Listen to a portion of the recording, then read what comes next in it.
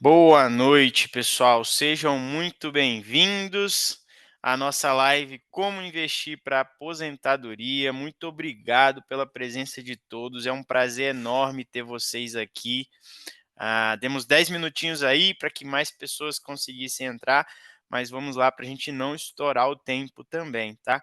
Então a ideia é que a gente fique aqui uma horinha, é um conteúdo prático, a gente vai trazer muitas coisas que vocês podem aplicar direto no dia a dia de vocês. Obviamente, se surgir alguma dúvida, precisar de um esclarecimento a mais, a gente segue inteiramente à disposição pelo WhatsApp, pode falar tanto comigo quanto com o Gustavo, tá bom? Então, muito obrigado, sejam bem-vindos. Gu, boa noite, obrigado aí por mais essa parceria e mais essa live. Boa noite, Igor. Boa noite, pessoal. Bom, acho que vai ser um prazer aí comentar um pouquinho com vocês, né? A gente falar um assunto que é tão importante, né? Poucas pessoas planejam, de certa forma, a aposentadoria, pensam nisso muito tarde, às vezes, né? Já faltando 3, 4 anos ali para se aposentar, quanto que é uma certeza que a gente tem, né? Que a gente vai ficar mais velho, vai precisar de ter recursos para suprir as necessidades lá na frente. Então, acho que vai ser bacana. Maravilha, Gu. E aí, pessoal, para que vocês conheçam um pouquinho mais da gente, temos esse slide aqui. Eu sou o Igor Rabelo, sou sócio e assessor de investimentos aqui na Valor. Estou há quase 2 anos com esse time super competente, super premiado e presente no Brasil inteiro. Então, uma honra enorme, né? E faz parte um pouco da nossa cultura aqui na Valor compartilhar sempre conhecimento, levar educação financeira, né, e atingir mais pessoas nesse Brasilzão. Eu sou engenheiro mecânico, sou matemático, tá? Tenho um MBA em gestão de negócios pela BBI of Chicago e comecei recentemente um MBA em economia, investimentos e banking na USP. E o Gu, se apresenta aí para a turma, Gu. Pois é, pessoal, também sou engenheiro mecânico, tá? Formado pela Federal Fluminense, atuei por 5 anos na área, numa montadora. Desde então, há quase 4 anos, resolvi fazer essa transição para o mercado financeiro, né? Então, algumas certificações que a gente precisa para atuar como agente autônomo, que é a Ancor, é obrigatória, mas eu resolvi me aprofundar um pouco mais. Então, eu também tenho o CEA, que é uma certificação que me autoriza como um especialista de investimento, né, a entender sobre portfólios e tudo mais. E a última, mais importante, né, que é o CFP, é uma certificação internacional também de planejador financeiro, né? Então, além de entender sobre os ativos financeiros, meu propósito é ajudá-los também nesse planejamento de aposentadoria, tributário, sucessório, entender de certa forma como linkar, né, esses objetivos e necessidades de cada um dos clientes com o que a gente tem de melhor para oferecer, né? E ficar tudo mais claro durante essa trajetória, essa jornada. Maravilha, Gu. E aí, pessoal, seguindo aqui para a agenda, a gente vai falar, obviamente, um pouquinho da Valor, um pouquinho da XP, né? O que seria uma metodologia de planejamento financeiro, como o planejamento de aposentadoria se encaixa num planejamento completo, pensando a vida inteira. Depois a gente vai trazer o que a gente chamou aqui de tríade da aposentadoria, né? Que são justamente as 3 aplicações que não pode faltar numa carteira que pensa a longo prazo, que pensa em aposentadoria, que pensa em viver de renda, se proteger da inflação e, obviamente, pagar menos impostos. E no final a gente tem 2 prêmios aqui para vocês que estão nos prestigiando e ficaram conosco até o final. Se alguém tiver alguma dúvida em algum momento ao longo da live, pessoal, fica à vontade para mandar aqui no chat. Se eu estiver falando e ver, eu respondo. O Gustavo também vai estar ali vendo o chat, ele responde. Se ele estiver falando, eu fico de olho no chat e a gente vai dando essa dinâmica ao longo da live. Mas não deixem as dúvidas para depois, tá? Pode mandar aqui no chat mesmo. E aí, pessoal, sobre a XP, né? XP, maior corretora da América Latina, foi pioneira em inovação, em plataforma, né, em democratização dos investimentos, trouxe o conceito de plataforma aberta, né, e deu acesso a muitas pessoas, a muitos investimentos que antes, né, ficavam ali, as pessoas ficavam limitadas, exclusivas à própria plataforma do banco que as atendia, né. Então, revolucionou muito o mercado, teve essa primeira onda, teve a segunda onda, hoje a gente está passando aí pela última onda da XP, a mais atual, que é mesmo pegar muito na questão de qualidade, né. Então a XP em 2025 investindo muito em qualidade, porque a gente já tem, né, quase, né, 5 milhões de clientes, quase 2 trilhões sob custódia, né, já são mais de 15 mil assessores na rede XP, né, então todo esse público que a gente atende, que a gente já deu acesso, que a gente já levou produtos diferenciados, que já estão entendendo a importância de investir, como eles investem agora cada vez com mais qualidade, cada vez com mais segurança, se sentindo confortáveis com aquilo que estão fazendo, né. A XP, ela é um grande shopping financeiro, né, lá dentro tem uma infinidade de produtos que a pessoa física, que tem o trabalho dela para tocar, o lazer, a vida, a família, não vai ter, né, mesmo tempo de conhecer tudo aquilo, né. E a Valor é como se fosse uma lojinha dentro daquele shopping, né. E aí, dos quase 5 milhões de clientes da XP, a Valor atende 45 mil pessoas, né, 45 mil clientes. Com isso, atendendo menos gente, a gente consegue ser muito mais próximo desses clientes, realmente conhecer na vírgula as necessidades, os objetivos, os anseios daquela pessoa, como ela gosta ou não gosta de investir, o que ela aceita ou não aceita fazer. A gente consegue ser próximo para dar um atendimento exclusivo, né. Então, eh, dentro dessa lojinha Valor Investimentos, né, hoje já são 16 bilhões sob custódia, preciso até atualizar esse slide aqui, né, 45 mil clientes, temos mais de 300 colaboradores espalhados pelo Brasil inteiro. Essa foto do slide é da nossa matriz lá em Vitória, né, então é um escritório capixaba, nasceu no Espírito Santo, depois foi aberto aqui em São Paulo, depois em Brasília, a gente está também no Rio de Janeiro, em Belo Horizonte, em Goiânia, Brumadinho, Cachoeiro de Itapemirim, né, Linhares, que foi a última unidade que abriu lá no norte do Espírito Santo, né, no interior. E a gente, então, nessas 9 operações aqui no Brasil e uma operação em Lisboa, Portugal, para atender as demandas de internacionalização de patrimônio, offshore, essas coisas um pouquinho mais complexas, mas que os clientes demandam, né. E aqui embaixo a gente tem esses selos de excelência, né, então ganhamos o selo de excelência no atendimento de empresas, né, a gente tem excelência em eficiência em renda variável e renda fixa, inclusive esse ano a gente foi premiado como o melhor escritório de renda variável da XP, né. A gente sempre fez parte do G20, né, o G20 é esse índice, né, que premia as 20 maiores e melhores operações da XP. Desde que o índice foi criado, né, o selo foi criado há mais de uma década, né, a Valor é o único que nunca deixou de fazer parte do selo, né. Tamanha aí, né, a seriedade, né, o afinco, né, e a diligência que a gente encara o nosso trabalho e todas as decisões que impactam, né, o dinheiro dos nossos clientes. E aí o selo de NPS, né, que é uma nota de satisfação que os clientes nos dão com recorrência. Então temos todos esses selos aí atestando a qualidade do nosso trabalho, que na verdade é legal para botar na parede, né, mas o que importa mesmo é o que os nossos clientes estão comentando ali no almoço de família, o que eles falam para os amigos, o quão satisfeitos eles estão com a gestão que a gente faz aqui do patrimônio, né, é isso que mais importa, cliente feliz e satisfeito. E aí, pessoal, seguindo, né, o Gu pode apresentar para a gente aí por que esse muito além dos investimentos, né, onde entra o financial planning, em todas essas caixinhas.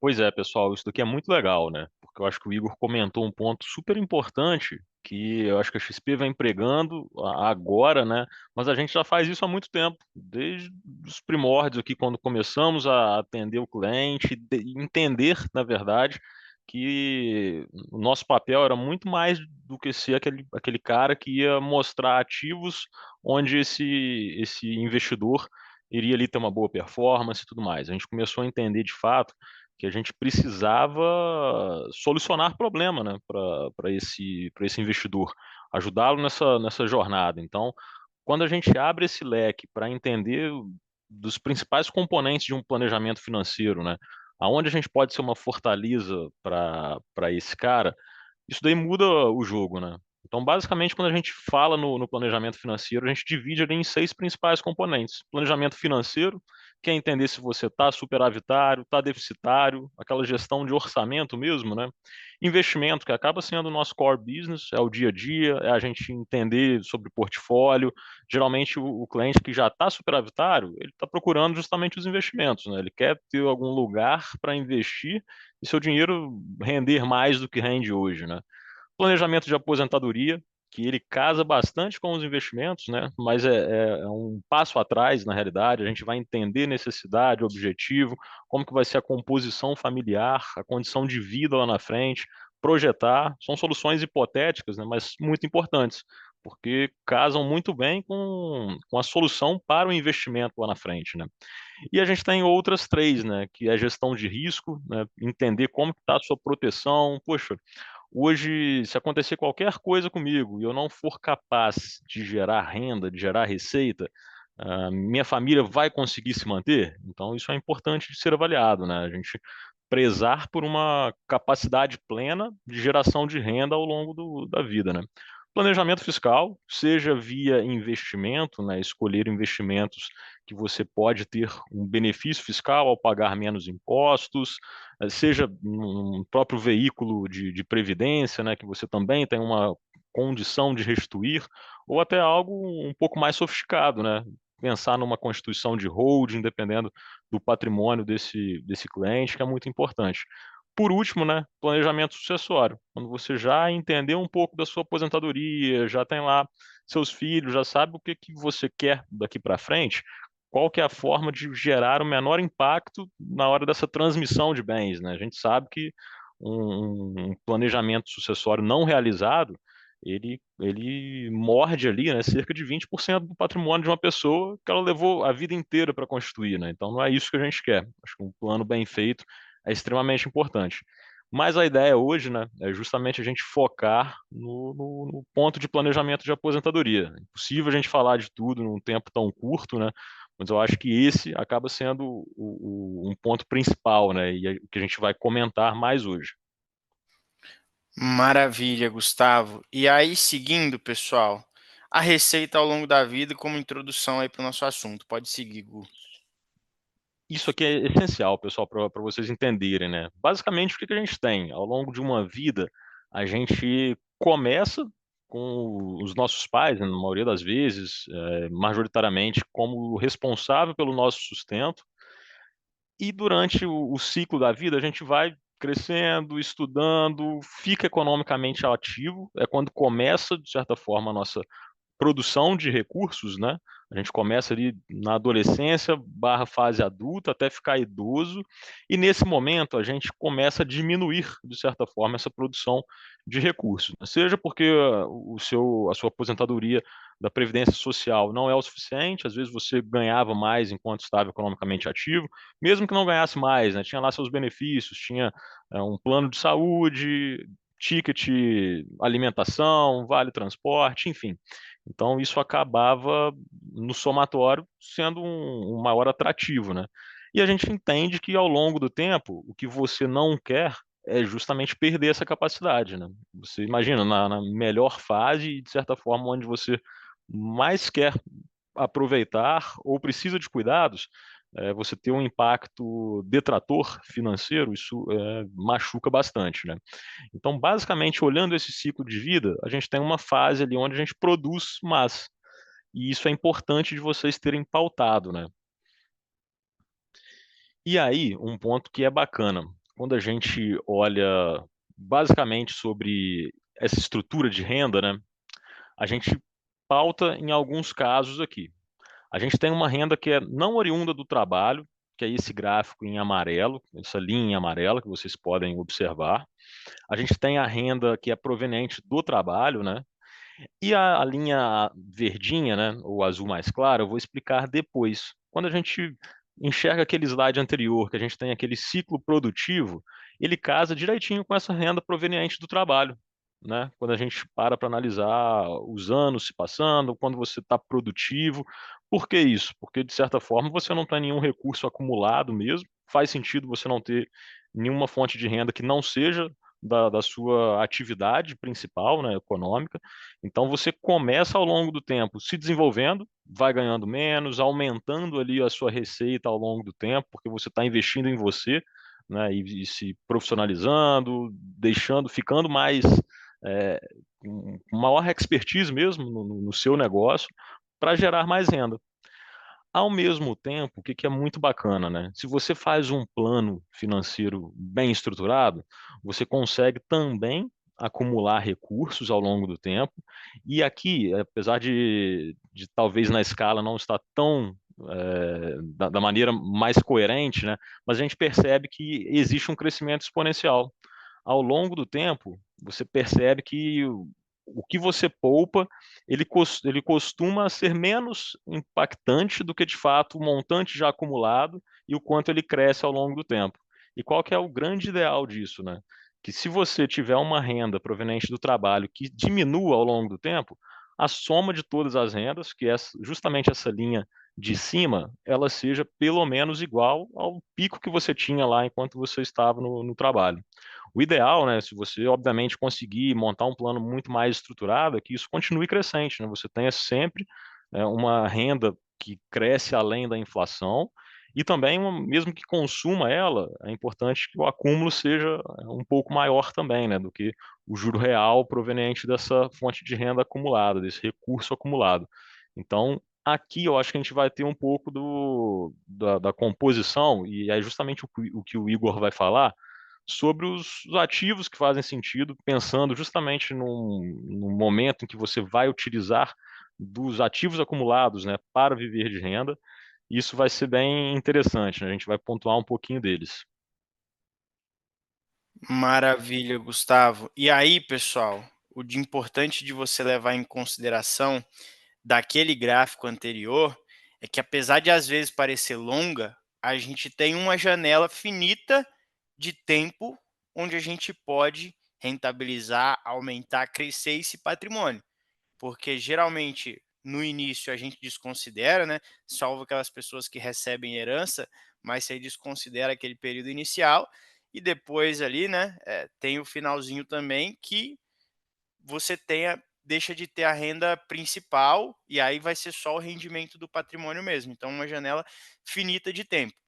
Nessa janela finita de tempo, a gente tem que aprender a fazer esse patrimônio crescer, rentabilidade mesmo. A gente tem que proteger das coisas que fazem esse dinheiro perder valor, que no caso seria a inflação, que corrói o nosso poder de compra, né? O dinheiro compra menos coisas, né? Então eu protejo da inflação, rentabilizo o dinheiro, parte de rentabilizar vem também como você paga menos impostos, porque impostos destroem ali, né, a nossa rentabilidade ao longo do tempo, né? E depois, quando eu for fazer essa transmissão, essa sucessão de patrimônio, como eu faço isso de forma eficiente, né? Como que eu deixo menos para o governo e mais para os meus herdeiros, né? Então a gente dividiu aqui em três caixinhas, né? A gente tem aplicações, veículos, né, que servem a essas três, a esses três objetivos principais, tá? E você precisa ter os três. Se você faz um, né, putz, eu fiz um excelente trabalho de rentabilidade, o meu dinheiro rendeu muito ao longo do tempo, mas você não protegeu contra a inflação, esse rendimento já perde resultado. Da mesma forma, se você paga muitos impostos lá no final, né, já na etapa de sucessão, boa parte do seu esforço vai pelo ralo também. Então não adianta fazer um e deixar o outro aquém. Eu preciso olhar para as três coisas, né? Até por isso a gente traz nessa live esses três objetivos. Então, como que eu sirvo esses três mestres aqui, né? Proteção contra a inflação, renda passiva e eficiência tributária. Ativos IPCA+, né? Vai proteger contra a inflação, por quê? Ativos IPCA+, são aqueles que a gente diz que tem a remuneração híbrida, né. Você sempre vai ter a variação do IPCA no período, mais uma taxa pré-fixada.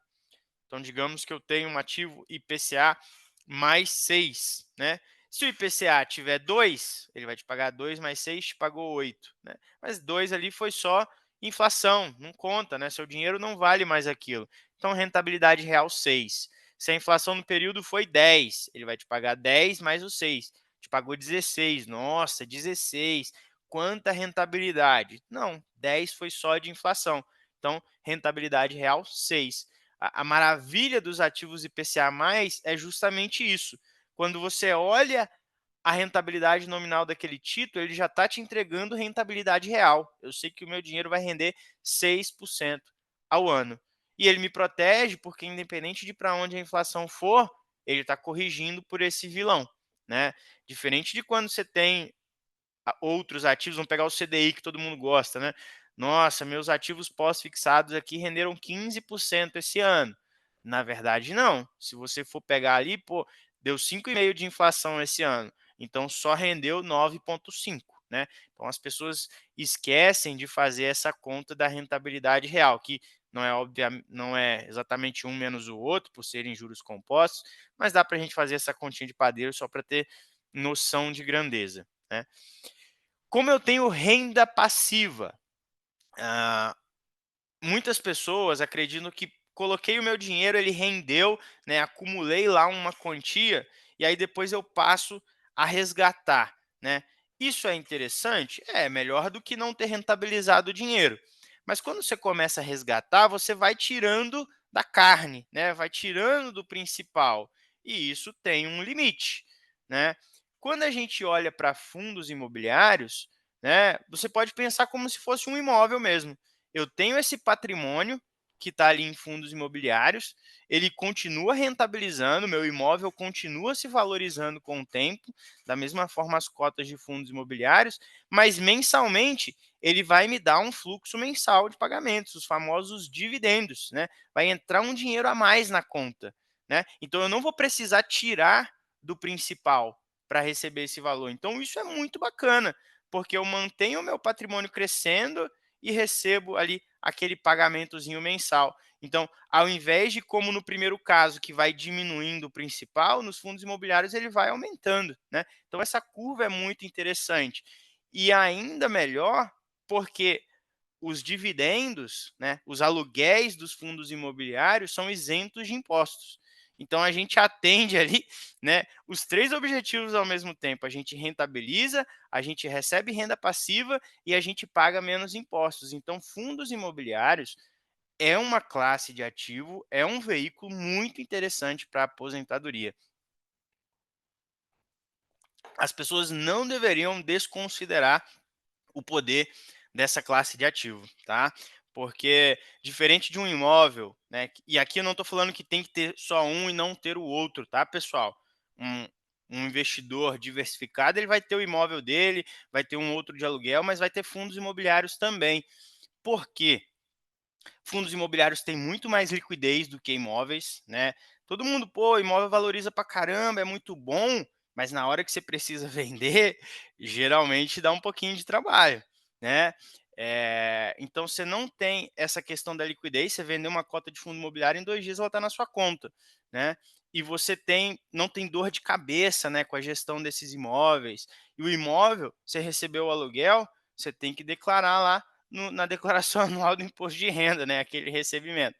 Aqui é isento de imposto, tá? Então, uma classe excelente para se ter pensando numa carteira de aposentadoria.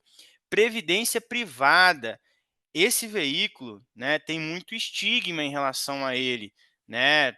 As pessoas têm muita raiva, digamos assim, da previdência, porque durante muitos anos, né, foram vendidos eh, planos de previdência privada bancários, né, que tinham muitas taxas e eram fundos muito ruins, que a rentabilidade ficava muito ruim, né? Então, realmente, você colocava o dinheiro lá e ele não rentabilizava da forma como poderia, né? Mas o grande poder da previdência privada é um veículo que traz muita eficiência fiscal para o portfólio, tá? Principalmente com essas medidas provisórias aí que estão em andamento, que podem, né, acabar ali com os investimentos isentos, né, vai acabar com uma tabela regressiva, né, vai ficar ali uma alíquota fixa de 17,5 para a maior parte das aplicações de renda fixa, né. Então o leão está cercando cada vez mais, você vai tendo sempre aumento de impostos ali, a previdência privada ela é um veículo que permite você chegar a alíquotas muito interessantes, tá?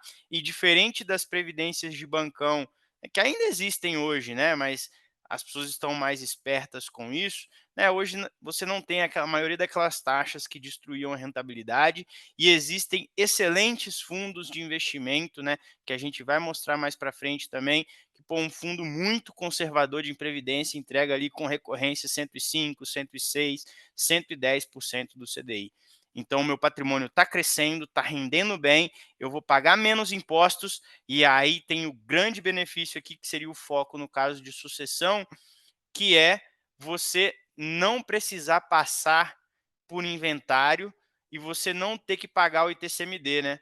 Porque se você veio a faltar, você definiu ali os beneficiários da sua previdência, até 60 dias ali, eles vão receber esse patrimônio, tá? Não tem que passar por inventário, não tem toda aquela dor de cabeça, você não pagou o ITCMD, a pessoa recebe essa liquidez, né? E como a gente orienta aqui para os clientes, às vezes esse patrimônio que está em previdência fica para eles custearem ali o restante do patrimônio, né? Que vai ter que pagar lá o ITCMD e esses impostos você tem que pagar até 30 dias, senão depois vem multa, né? Vem várias coisas, né?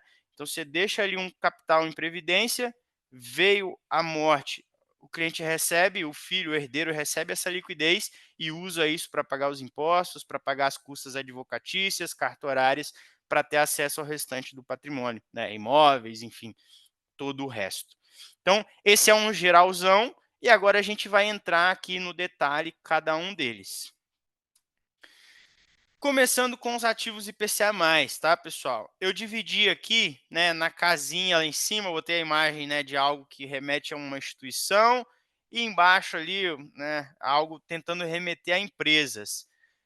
Basicamente, essa divisão que eu trouxe aqui, ela é em nível de risco, tá? Então, na parte de cima ali, você tem as emissões mais seguras possíveis, falando a nível nacional, que seria o Tesouro IPCA+, que é emprestar dinheiro para o governo, né? Muitas pessoas podem ter crítica, eu não sei o quão crível, o quão seguro assim é o governo brasileiro, né? Independente disso, pessoal, quem tem a máquina na mão é o governo, né? Então, precisou ali, deu um grande problema, eles vão imprimir dinheiro, vão botar mais recurso em jogo e vão te pagar esse título. Isso tem outras implicações, vai gerar inflação, enfim.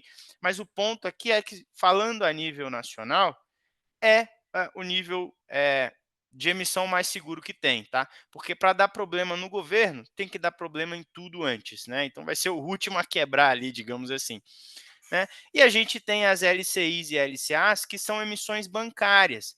Por que eu coloquei ele aqui nessas classes mais seguras de se ter? Porque emissão bancária tem o Fundo Garantidor de Crédito, né? Tem o FGC, que é aquela instituição que garante, né, que se você colocou até R$ 1 milhão por CPF, mas limitado a 250 mil por instituição, conglomerado financeiro, né, você está coberto. Então, peguei ali até 250 mil do Itaú, né, ou até 250 mil do Bradesco, tá tranquilo, né? Então, se você pega um bancão, já é algo muito seguro, já é uma instituição muito robusta, e você tem uma proteção a mais ali ainda, que é o FGC.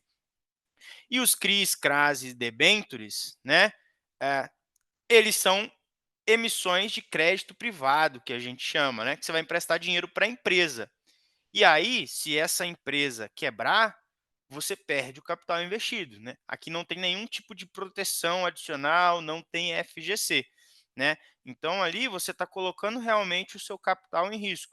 Obviamente, né, na hora de escolher esses ativos, a gente vai escolher excelentes empresas, né? Empresas com a gente tem agências de rating que a gente chama, né? Agências classificadoras de risco no mercado, que são famosas no mundo inteiro, e elas avaliam, né, periodicamente essas empresas e dão uma nota de crédito, digamos assim, né? Vocês já devem ter visto aquelas letrinhas AAA, AA ou BB, né? Então aquilo é a classificação de risco. Obviamente, quando a gente vai escolher esses ativos, a gente vai escolher os melhores possíveis, né? Os ativos AAA que a gente chama, né? Que são empresas robustas, grandes no mercado, uma Eletrobras, uma Petrobras da vida, né? Uma Seara, né? Então a gente vai escolher empresas grandes, robustas, aonde a gente mitiga esse risco, né?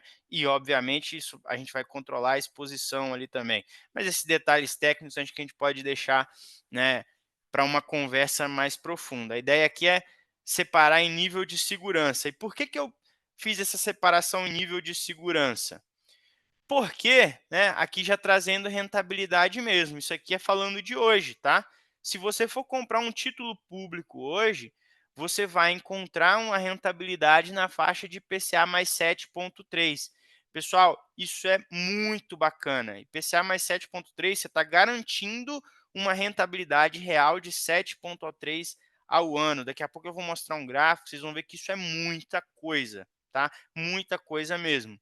Se a gente for para LCIs e LCAs, né, você vai encontrar ali na faixa esse IPCA aqui do Tesouro 2035, tá, pessoal? LCIs e LCAs, estou falando aqui também de 2035. Você vai encontrar na faixa de IPCA mais 8,1. O que é legal aqui? LCIs e LCA são ativos isentos de imposto de renda. Então, esse 8,1 aqui é isento de imposto de renda. Existe um cálculo que a gente chama de gross up, mas isso aqui, se fosse um título não isento, é como se ele estivesse rendendo 9,5, tá? IPCA mais 9,5. Então, 8,1 isento joga um pouquinho mais para cima ali a rentabilidade, né? Muito bacana aqui esses títulos. E a gente tem, né, aqui embaixo, CRIs, CRAs e debêntures, que são os de crédito privado.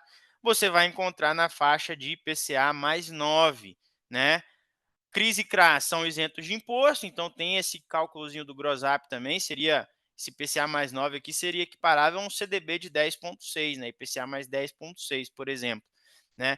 Então, são muito bacanas. Debentures, ela vai ser isenta de imposto se for uma debenture incentivada, né? E aqui fica óbvio, porque que eu separei no slide anterior entre aquele nível de risco, né? No mercado, não existe almoço grátis, tá, pessoal? Até coloquei aqui esse triângulo aqui do lado, né? Que a gente sempre que vai olhar uma aplicação financeira tem que olhar para essas três coisas. E geralmente a gente vai ter que abrir mão de alguma coisa aqui, né? Então, por que o tesouro aqui está com o menor nível de rentabilidade? Né? Porque ele é o mais seguro. Dentre essas opções aqui, ele é o mais seguro. Né? Então, ele não precisa entregar tanta rentabilidade mesmo. Tá bom? LCIs e LCAs. Né? Poxa, Igor, mas você me falou que o banco, né, ele também é muito seguro. Por que está diferente ali a rentabilidade do título público? O banco, ele vai perder aqui em liquidez, né? Emissões bancárias você não consegue resgatar antes do vencimento, tá? Se eu comprei o título para 2035, eu vou ter que carregar ele até 2035. Não dá para sair antes, né? Até dá, mas você ia pagar um pênalti muito grande. A gente fala até que não dá, tá? O título público, os CRIs, CRAs e debêntures, você tem o mercado secundário, que a gente chama, né? Você pode sair antecipadamente, tá? Obviamente, essa antecipação, você tem ali risco de ágio e deságio, né? Mas se o momento de mercado for favorável, você consegue sair antes, às vezes, com um lucro adicional, né? Que a gente chama ali o famoso ágio, tá? Então, aqui, quando você olha o bancário para o tesouro, tem essa coisa da liquidez também, além da segurança, obviamente. E os CRIs, CRAs e debêntures são os que você tem mais risco envolvido, né? Como eu falei, você tem risco ali de perder o capital investido, né? Então, obviamente, eles têm que entregar um prêmio maior para você querer, né, colocar o dinheiro lá. E aí, pessoal, um último comentário aqui em relação a esses títulos, né? É que eu vejo muitas pessoas, nossa, eu tenho que proteger meu dinheiro da inflação, eu vou comprar aqui um ativo IPCA+. Aí ele vai lá e compra um CDB IPCA+, para 2026, para 2027. Nossa, comprei uma NTNB aqui, a NTNB você nem vai encontrar mais. mas comprei um CRI para 2028 ali. 2028 já começa a ficar mais interessante, mas ainda é curto prazo, tá, pessoal? IPCA+ é para proteger o poder de compra, é para proteger da inflação. A gente protege poder de compra e inflação para o longo prazo, tá? Então, isso aqui é mais interessante você começar a comprar a partir de 2030. Tá bom, pessoal? Então, hoje aqui no escritório a gente está falando ali de 2030 até 2035. Se você começar a alongar demais também, você tem que ter muita certeza do que você está fazendo, né? Porque o risco Brasil ele é relevante, né? Então, você comprar um negócio para 2045, 2050, você tem que estar muito certo do que está fazendo, porque tem muita água para rolar debaixo dessa ponte, né? Então, tem que ter estômago para aguentar a volatilidade por tantos anos. E O aí, que é Igor, só complementando você um pouquinho, principalmente, pessoal, acho que essa estratégia sobre o longo prazo, ela é muito bacana. Por quê, né? A gente acabou de ter a decisão do Copom, estava acompanhando aqui enquanto o Igor falava. Então, o Banco Central, né, na reunião do Copom, decidiu hoje pela manutenção dos 15% da Selic mesmo, né? E quando a gente olha o último dado de inflação, a gente ficou na casa dos 5,1 nos últimos 12 meses. O que que isso quer dizer? Hoje, se você está pós-fixado, você tem um juro real de 9,9 aproximadamente, tá? Então, por isso que ter um ativo de vencimento é, atrelado a IPCA+, por mais tempo, é melhor. Porque se você pega para um ano, a chance de você perder para o CDI é muito grande, tá? Isso daí é pautado a um planejamento financeiro que lá na frente vai te trazer bons retornos, tá? E geralmente no longo prazo ele rende mais que o CDI, tá? E um outro ponto para comentar e ser bem rápido. Acho que esses títulos aí, né, o mais legal é que, trazendo para uma analogia e simplificando um pouco, são títulos de dívida, né? Então, por que essa diferenciação de risco?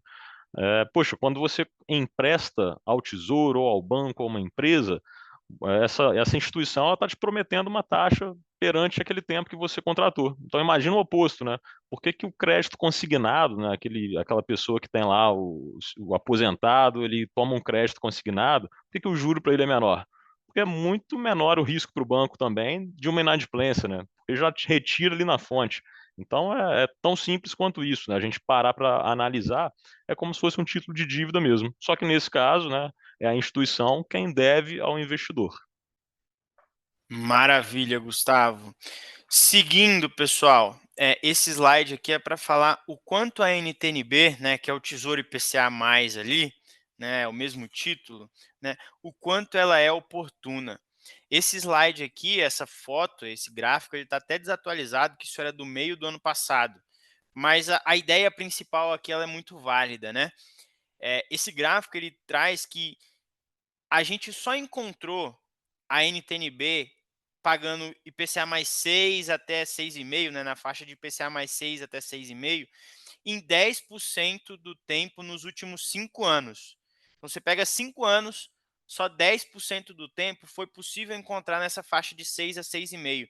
IPCA+6 no Brasil é um número quase que mítico, é uma taxa muito boa, é excelente.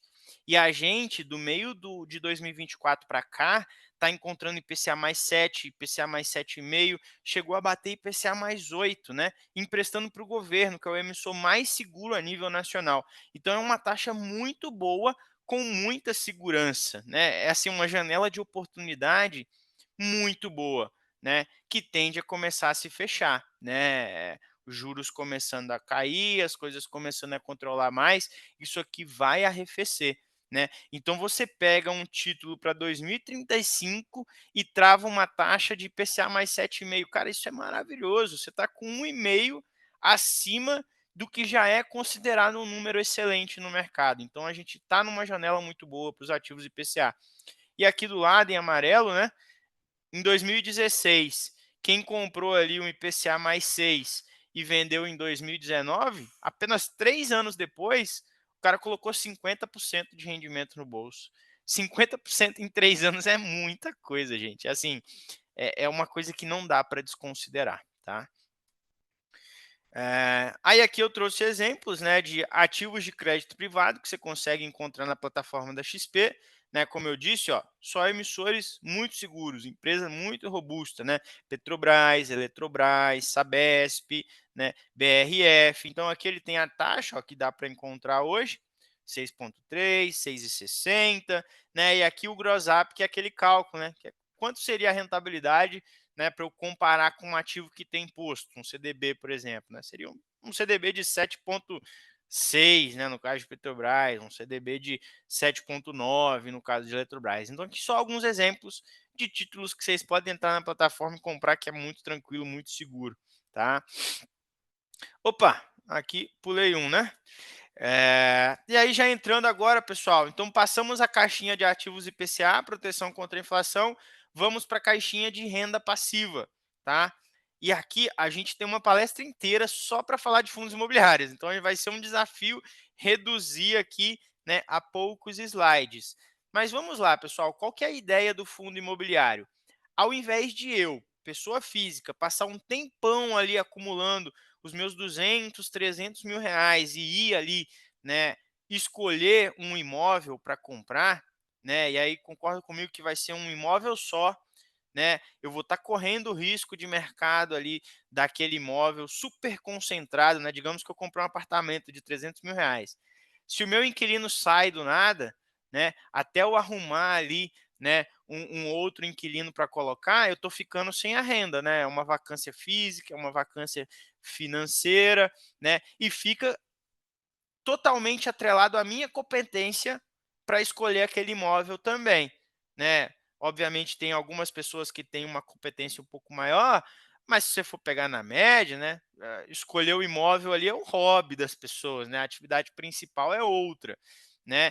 Então você tem bastante limitação, tanto da quantidade de imóveis, da qualidade desses imóveis, tem uma concentração excessiva de risco, tá.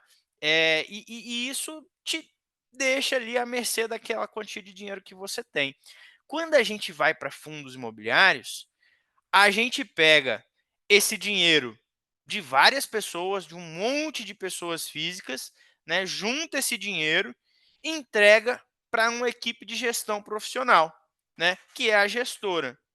Essa equipe de gestão, porque tem muito mais time, os caras têm analistas altamente capacitados, né, para cobrir tipos de imóveis, né? Esse cara aqui ele cobre galpões logísticos, esse aqui ele cobre renda urbana, aquele cobre, né, imóveis rurais, fazendas. Então a gente tem uma equipe altamente capacitada, né, e que vai ter um volume muito maior, né, pegou um monte de dinheiro de várias pessoas, conseguiu acumular um volume muito maior.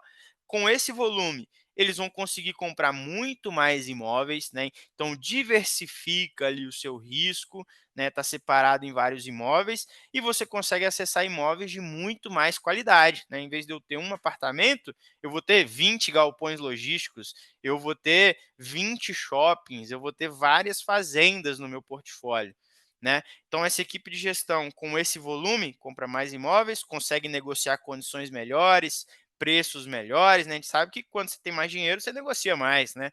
É, então, a gente delega essa gestão para a gestora, né? Porque a gente entende que sendo uma equipe profissional com mais tempo, mais dinheiro, mais recurso, né, mais ferramenta, mais competência técnica, eles vão conseguir rentabilizar, fazer esse dinheiro crescer mais do que a gente enquanto pessoa física fazendo sozinha, né? Então delegamos o dinheiro para eles, eles multiplicam esse dinheiro e devolve para a gente ali na forma de dividendos, tá? Então quando a gente compra um fundo imobiliário, a gente está comprando uma cota, que a gente diz, né, de todos aqueles empreendimentos que fazem parte do fundo, né. Então, se um fundo tem lá 20 galpões logísticos, né, a minha cota é uma fraçãozinha daqueles 20 galpões logísticos. E aí, tudo que a equipe de gestão fizer de lucro com esses imóveis vai ser distribuído aos cotistas, tá, pessoal? Por legislação, os fundos imobiliários têm que distribuir 95% do resultado operacional para os cotistas, tá?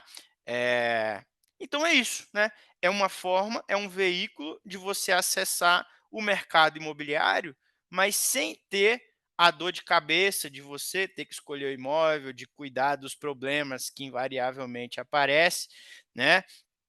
E continuar recebendo esses aluguéis. E um ponto muito interessante aqui, com muita liquidez, né? Diferente do imóvel, se você quiser vender a sua cota de fundo imobiliário, que é negociada em bolsa, tá? Você vende em 2 dias, o dinheiro está na sua conta, tá bom, pessoal? Então, esse é um grande ponto. Acabei resumindo aqui esse outro slide, né? Mas uma vantagem dos fundos imobiliários, baixo investimento mínimo. Enquanto um imóvel você vai precisar de um capital relevante, com R$ 8, R$ 9, R$ 10 você compra uma cota de fundo imobiliário. E essa única cota já vai te pagar um aluguelzinho ali, já vai te pagar um dividendo. Né? Obviamente, é, é, é correspondente ali ao valor daquela cota, né? Então, diversificação, já mencionado, né? Você vai ter vários imóveis, acesso a imóveis de qualidade muito maior, né? Os dividendos, diferente do aluguel, que você tem que declarar, os dividendos são isentos de imposto de renda, tá? Tira a dor de cabeça. E aí, os pontos negativos, né, pessoal, é a volatilidade nas cotas. O jeito mais fácil de entender volatilidade nas cotas aqui, né? Você tem ali as cotas do fundo imobiliário, isso é negociado em bolsa, né? Você pode querer vender e comprar, e aí a expectativa das pessoas, obviamente, tem condição de mercado envolvido, mas eu acho que o que mais faz preço ali nos fundos imobiliários é a expectativa das pessoas, oferta, demanda, o que está acontecendo no mundo, né? Isso vai influenciar ali o preço daquela cota. Mas o jeito mais fácil de visualizar isso aqui é como se você tivesse um apartamento ali. Todo dia chega alguém e bota uma plaquinha enquanto vale o seu apartamento, né? Ah, hoje vale 800 mil. Aí a pessoa chega lá amanhã de novo. Ah, hoje vale 700 mil. Aí, pô, no outro dia, ah, hoje vale 1 milhão, né? Então, você conhecendo aquele imóvel, sabendo o que está lá, sabendo da qualidade dele, você sabe que ele vale 800 mil. Chega uma pessoa no outro dia e coloca uma plaquinha falando que vale 700, você vai desconfiar daquilo, né? Putz, esse cara não sabe o que está falando, né? Ele é doido. E na bolsa, né, na negociação dos fundos imobiliários ali, é basicamente isso também. A gente vê muita doideira, né? Você vê um negócio que você sabe que vale R$ 15 e alguém, né, chegou lá e hoje está falando que vale 14, né? Então, putz, eu acho que isso é uma oportunidade, porque eu sei que vale 15, eu vou lá comprar. Tá? Mas o ponto aqui é que realmente a volatilidade ela incomoda muitos investidores, incomoda muitas pessoas. Mas se você sabe o valor daquilo que você está investindo, você fez uma boa análise, conhece o ativo, eu acho que isso não deveria, né, impactar ali a sua experiência. E nos fundos imobiliários a gente vai ter ali também o risco de vacância física e financeira, mas isso vai estar, né, diluído lá dentro da carteira de imóveis que compõe aquele fundo. Gustavo, quer complementar alguma coisa aqui? Eu quero, Igor, principalmente falando sobre o ponto de volatilidade, né? Muita gente se assusta, fala assim, poxa, ano passado principalmente, né? Acho que o ano passado foi horrível para quem teve a experiência de investir em fundo imobiliário. Obviamente, quem não estava tão entendido de como que funciona a volatilidade e tudo mais. Para isso, acho que vou trazer uma analogia super breve, né? E comparando com o consórcio, por exemplo. O que que é um consórcio? Um consórcio nada mais é do que um ambiente, né, onde um grupo de pessoas tem a mesma finalidade. Todos eles querem lá comprar algum bem, ou um imóvel, enfim, o que seja. E eles juntam esses recursos, combinam de pagar parcelas mensais e todos os meses acontece um sorteio, que cada uma dessas pessoas vão ser sorteadas no seu período que está fazendo essa modalidade. O fundo de investimento imobiliário ele é muito similar. Qual que é a finalidade de quem geralmente aloca? É receber dividendos, né? Receber aluguéis. Então, o que que é legal? O fundo, de fato, ele só capta recursos uma única vez, né? É somente no IPO, né? Quando ele vai a mercado pegar recursos com os investidores, ou em outros momentos de oferta pública. E o que que isso quer dizer, então? Todas as vezes que acontece uma venda de você, investidor, indo lá na bolsa, comprando um fundo ou vendendo, não é mais o gestor que está recebendo esse recurso, né? Você está vendendo a um terceiro, uma outra pessoa que está interessada agora naquele papel que você tinha nas suas mãos. Então, ou seja, o que que isso traz de reflexo? Não mudou nada para a gestão, né? Aquele gestor não está preocupado com esse movimento de mercado. Ele está preocupado com as escolhas que ele fez, dos ativos, se são saudáveis. Então, no fim da linha, ao longo do tempo, a ideia é que isso se corrija, né? O mercado é volátil, decisões políticas fazem esse movimento, decisões de efeito manada, né, medo, receio, traz essa volatilidade mesmo, principalmente em momentos de queda, né, a gente viu isso muito na pandemia, isso acontece sempre, mas assim, o recurso que foi alocado e captado na primeira vez, ele foi diversificado, né, e feitas suas escolhas lá, quando a gente opta por uma boa gestão. Uma outra forma de dizer isso, tá, pessoal, que o Gustavo acabou de falar, é que independente do quanto o preço da cota está oscilando, né, de quanto o mercado está falando que vale aquele fundo imobiliário que você tem, geralmente o dividendo não oscila muito, tá? Ele oscila, mas é uma oscilação muito menor do que a oscilação de cota.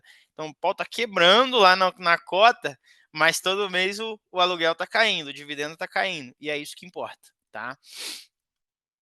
Seguindo aqui, gente, eu trouxe alguns exemplos, né, de fundos imobiliários aqui que eu acho que ajuda quando a gente coloca os ativos que estão por trás daquele ticker, né, daquele código de negociação em bolsa, ajuda a gente a ter dimensão da grandeza daquilo e ajuda a gente parar para refletir. Faz sentido? O Shopping Cidade Jardim, o Shopping Tietê Plaza, o Shopping Cidade São Paulo está oscilando daquela forma ali o preço dessa cota? Pô, será que todo dia dá um problema nesses shoppings para o preço da minha cota aqui oscilar dessa forma como está oscilando? Né? Então, acho que essa visualização ajuda a gente a ficar mais tranquilo na hora de investir. Tá? Um outro exemplo aqui é o BTLG, um dos maiores fundos de galpões logísticas do mercado, né? Um fundo muito bom. Então, aqui tem lá o galpão em Jundiaí. Olha que negócio imenso, né? É muito grande. Tem o galpão de Hortolândia, de Embu, né? Tem o prédio da Natura aqui, né? Tem o galpão lá em Santana de Parnaíba, Araçatuba, né? Então, olha a dimensão desses negócios, né? Eu acho que todo mundo aqui vai concordar que cada ano que passa a gente só compra mais coisas na internet, né? A gente hoje até o mercado é muito comum, tudo a gente compra pela internet. A demanda por galpões logísticos, né? Ela só está aumentando, né? Está crescendo cada vez mais. Então faz sentido um fundo que tem esses ativos na carteira ficar oscilando daquela forma a ponto de eu me incomodar porque o preço da cota mudou R$ 1, né? R$ 1 é uma oscilação grande de preço, né? Faz sentido oscilar R$ 1? Será que aconteceu alguma coisa tão grandiosa assim para mudar tanto ali o preço da minha cota? Né? Então acho que essa visualização ajuda bastante. E aqui eu trouxe, né, a nossa Lumifi, né? Na Valor Investimentos, a gente tem uma casa de análise exclusiva para os nossos clientes, porque a gente acredita que uma equipe profissional tem um poder de análise, tem capacidade de análise, tempo disponível, né, recurso, time para fazer uma análise muito melhor do que a pessoa física fazendo sozinha, né? Então a gente acredita que uma equipe profissional consegue trazer muito mais retorno e segurança para a carteira do que o investidor fazendo sozinho. Afinal, são centenas de fundos imobiliários, né? E você tem que olhar ali, acompanhar o tempo inteiro. Pô, cada fundo desse, como a gente viu, tem inúmeros ativos, né? Então você tem que ter competência técnica para analisar aqueles ativos, para ver a saúde do fundo e fazer isso para os fundos que você tem, para os fundos que você pode ter, para os que você cogita, para identificar oportunidades, né? Poxa, esse fundo ele é muito bom, mas ele está negociando muito caro. De repente aconteceu alguma coisa, esse fundo está apresentando um desconto muito interessante. Né? Acho que agora faz sentido eu adicionar ele no meu portfólio. Né? Então você tem que ter um monitoramento constante do mercado para identificar oportunidades, para identificar coisas que já não fazem mais sentido, né, que já atingiu ali o que dava para atingir, né? Já entregou o que dava para entregar de retorno. Então, acho que eu vou vender isso para colocar em algo que está mais oportuno, que está mais barato. Estou dizendo isso porque eu quero dizer que a análise ela tem que ser constante e é muita coisa para analisar. Então, a gente acredita realmente que uma equipe profissional entrega mais retorno. Tá? E essa aqui é a nossa carteira automatizada de fundos imobiliários, né? São os analistas da Lume que cobrem o mercado, escolhem os ativos que vão compor essa carteira, e se eles identificaram que vai comprar, que vai vender alguma coisa, né, faz o movimento, isso vai acontecer automaticamente na sua carteira, né? Você, na sua carteira individual, né? Então, o que você vai ter que fazer, o trabalho que você vai ter é que acompanhar o quanto a sua carteira, como a sua carteira está indo, né? E periodicamente, todo mês a gente vai mandar o relatório para você, né? E vai mandar ali os resultados, né? Então, essa carteira automatizada é algo muito interessante. Aqui eu trouxe os fundos que fazem parte, um pouco do resumo, né? Então, aqui, ó, o dividendo, né, que é o que mais interessa, essa carteira está pagando 1,06 ao mês, isento de imposto de renda, tá, pessoal? Olha que coisa bacana, 1,06 isento de imposto. No ano, né, distribuindo aqui, né, 12,66. Lembra daquela história lá do início? Isso aqui não é que o meu principal rendeu 1,6%, tá? Isso aqui é o que veio adicional. O principal pode ter crescido mais, né? Botei 300 mil lá, virou 320, porque o preço da cota oscilou. Isso aqui é lucro extra, dividendo, grana a mais entrando na conta. E aqui, né, P sobre VP, que é uma métrica ali de desconto, né? É o preço do fundo dividido pelo valor patrimonial. Então, digamos que se eu somar aqui os ativos que compõem esse fundo, para ficar fácil, vale R$ 1 milhão, mas o mercado, se você for lá pegar todas as cotas e multiplicar pelo preço que tá negociando lá, tá dando R$ 910 mil. Putz, isso faz sentido? O negócio vale 1 milhão, mas está negociando a 910 mil, então isso significa que está oportuno, né? Está mais barato do que vale. Então, é uma métrica de desconto que a gente está aproveitando aqui nessa carteira, né? A gente está com 9% aqui de desconto, né? Esse desconto vai virar lucro adicional em algum momento, né? Porque a gente comprou barato, a hora que isso chegar no preço justo ali, putz, é ganho a mais que eu tive, tá, pessoal? E aqui, né, a performance dessa carteira frente ao IFIX, tá? O IFIX ali é a média do mercado, é como o IFIX está para fundos imobiliários, assim como o Ibovespa está para ações, tá? Então, o mercado de fundos imobiliários, na média, de agosto de 2021 para cá, subiu 24,06.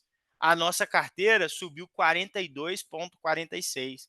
Então, a gente está aqui, ó, 18,4 acima da média. É por isso que a gente mostra isso aqui com muita confiança, porque a gente acredita muito no trabalho desse time. Os caras são muito bons, tá?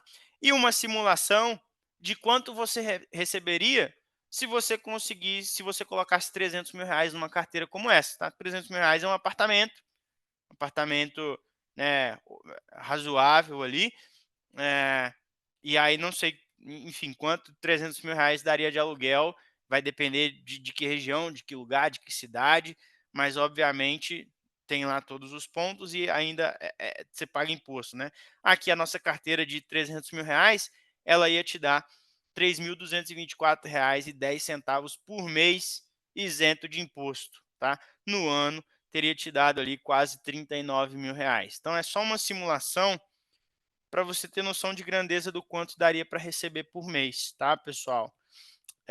Isso aqui, gente, não é recomendação de investimento. Não estou falando que vocês têm que colocar nesses ativos essas quantias. É só para exemplificar, tá? Para você ter noção de grandeza. Na hora de investir, pô, a gente vai ter que conversar, né, muitas coisas, né? Mas entender perfil de investidor, quanto você pode alocar, contexto, prazo, tá? Então tem outras variáveis que a gente tem que olhar. Isso aqui é só exemplo mesmo, tá? E aí, seguindo para a última parte, a gente estourou um pouquinho, tá dando 1 hora agora, né? Mas se vocês derem mais 5, 10 minutinhos aí, a gente acaba, que é a parte de previdência. E aí, pessoal, eu vou comentar brevemente, né, quais são os tipos de previdência, por que que ela também faz muito sentido na aposentadoria, né? E também cada investidor, né, ele tem a sua característica. Eu acho que a última frase do Igor, ela foi extremamente importante, né, sobre isso não ser uma recomendação aqui, porque isso é muito pessoal, né? Cada pessoa tem a sua particularidade, cada pessoa tem o seu objetivo, tem a sua jornada, né? Isso deve ser respeitado. Então, aqui a ideia é que vocês entendam basicamente sobre a estrutura, sobre as vantagens barra desvantagens e por que que pode fazer sentido para você, tá? Uma previdência ou não. Primeiro, eu acho que um tema que foi abordado logo lá no início, né? A gente tem tanto um benefício de aposentadoria na Previdência, se você resolver escolher, né, transformá-la em renda lá na frente, isso pode ser feito, uma Previdência aberta, da mesma forma como a Previdência Social, ela nos garante renda após a aposentadoria, uma Previdência aberta, você também pode escolher uma renda vitalícia, que geralmente não é o que nós recomendamos, tá? Pode ser uma renda de prazo certo, enfim, diversas modalidades. Mas também, se você optar por manter os recursos, você pode utilizá-lo como um veículo de elisão fiscal, de certa forma, para solucionar justamente o seu planejamento sucessório, né? Na hora de pagar ali um ITCMD e por aí vai. Então, o que que a gente colocou aqui? PGBL e VGBL. Qual que é a grande diferença dos dois, tá? Primeiro, o PGBL nada mais é, né, do que aquela característica da Previdência que ela vai fazer sentido para quem? Para aquele cara que trabalha como CLT, né? Ou ele recebe um prolabore. Ele tem uma empresa e na receita dele ele tem lá um prolabore. Ponto importante: se você tem hoje um imóvel que recebe aluguel desse imóvel, ele também conta como uma renda tributável. Então, o PGBL pode fazer sentido para você. Por que isso, tá, pessoal? Justamente porque quando você aloca dentro de uma classe de PGBL, né, o seu imposto de renda ele é computado sobre o valor total. Então, falando de um termo mais simples, né, aloquei R$ 10.000, passaram-se 2 anos, eu tenho 12.000, na hora que eu resgatar, eu vou pagar imposto sobre os 12.000. Mas, poxa, Gustavo, não faz sentido isso, né? Em qualquer outro ativo eu ia pagar somente sobre o lucro, só sobre os R$ 2.000. Mas o PGBL ele faz sentido, por quê? Você que é CLT, às vezes tem lá o seu tributo, né, o seu imposto de renda na casa dos 27,5%, você tem que pagar isso e às vezes na declaração de ajuste anual fica até devendo, né? É justamente aí que faz sentido alocar um PGBL, porque você justamente vai conseguir, dentro de uma forma legal, né, de deixar de pagar até 12%. Então, no momento de declaração de ajuste anual, você consegue reaver esse recurso, tá? Ou seja, você não está pagando, deixando de pagar, né? Você vai postergar esse pagamento para que você possa restituir e alocar em outra coisa, né? O VGBL já é um veículo um pouco mais simples, né? Ele é equivalente a uma renda fixa, por exemplo. A gente só vai pagar imposto sobre o que for lucro e ele vem justamente com essa intenção de você acumular recursos ao longo do tempo e chegar lá na frente pagando o menor imposto possível. Porque diferente de uma aplicação convencional tributável, né, de renda fixa, onde a alíquota mínima é de 15%, dentro do veículo previdência a gente está falando ali na casa dos 10%, né? É 5% a menos de imposto, que durante muito tempo, se a gente considerar uma janela longa, isso faz muita diferença lá na frente, tá? Então a ideia foi passar um pouco desse panorama do que é cada uma dessas coisas, né? Acho que até comentei um pouco sobre os benefícios, né? Os malefícios, mas aqui eu vou até pontuar, né? É um ponto super importante, né? Fundo de investimento, talvez vocês que estão na palestra aqui, inclusive mais de 70 pessoas, né? Obrigado por pararem uma quarta-feira, jogo do Botafogo daqui a pouco, e vocês aí escutando a gente, isso é muito importante. Mas justamente isso é um ponto extremamente importante, né?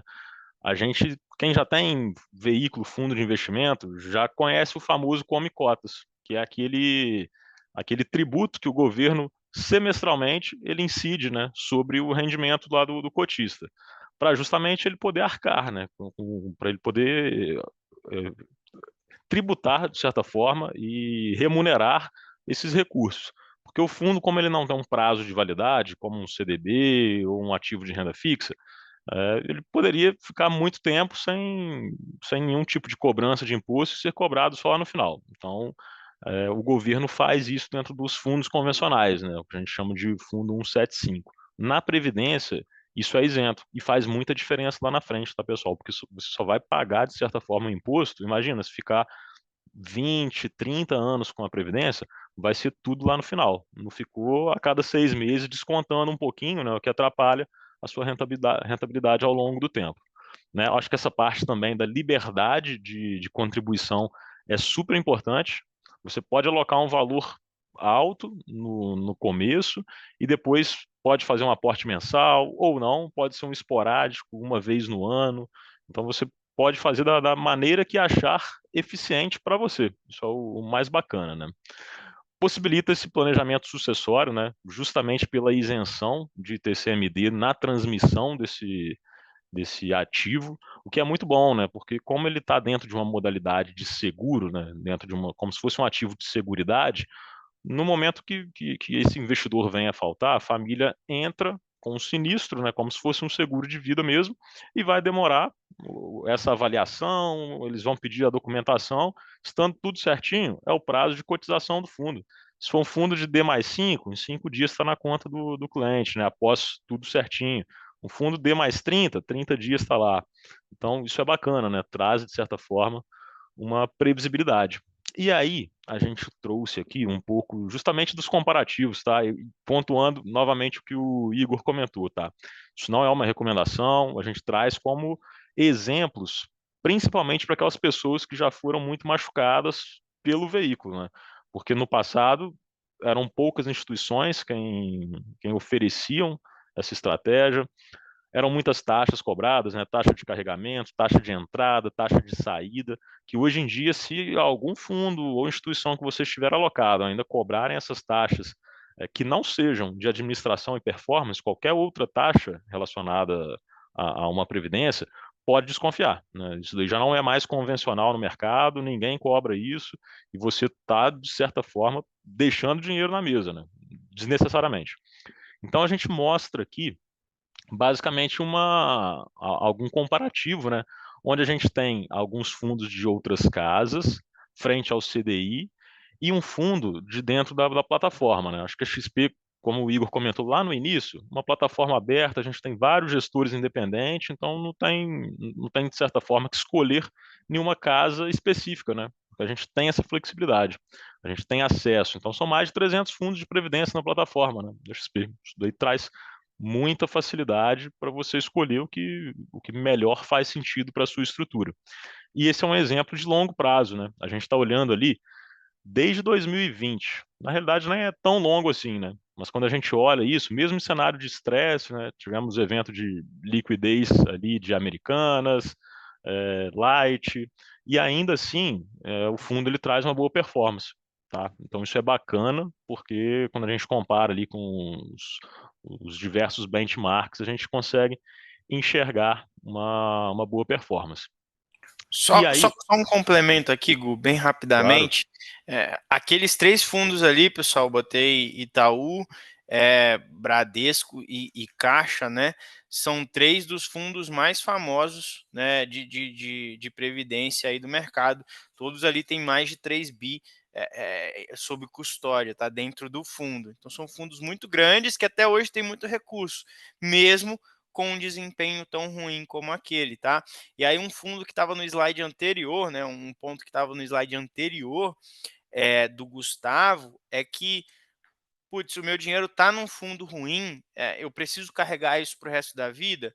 Não, tá? Você consegue fazer portabilidade de previdência. Então, se você está num fundo que não está com desempenho legal, você portabiliza isso para um bom fundo que vai te trazer um bom retorno, que vai te trazer uma boa experiência, e nessa portabilidade você não perde absolutamente nada, você não perde tempo de contribuição, você não perde seu plano, você não perde, né, tudo que você adquiriu ali ao longo do tempo naquele plano, isso se mantém, tá? Você só vai trocar o veículo mesmo, o fundo, que é a equipe de gestão que está rentabilizando o seu dinheiro, tá? Isso é perfeitamente possível e recomendado, inclusive.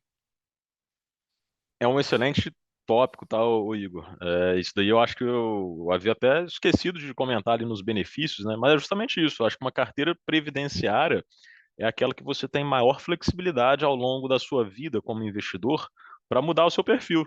Imagina, poxa, hoje eu sou um cara que eu sou adepto a ações, eu quero ter minha carteira 50% renda fixa, 50% ações.